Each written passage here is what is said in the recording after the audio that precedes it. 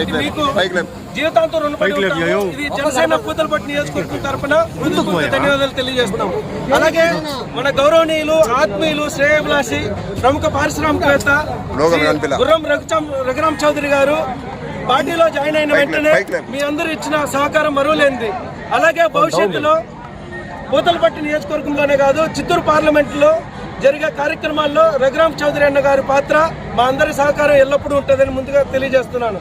అలాగే పార్టీకి జాయిన్ అయిన వెంటనే మీడియా వాళ్ళు చేసిన సపోర్ట్ అనేది ఎన్నటికీ మరువలేనిది.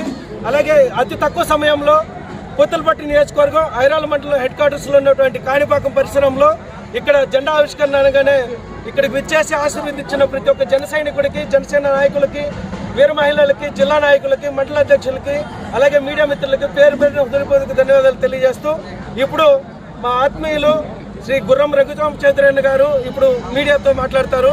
దయచేసి ప్రతి ఒక్కరు సహకరించవలసిందిగా కోరుతున్నాం. జై జనసేన.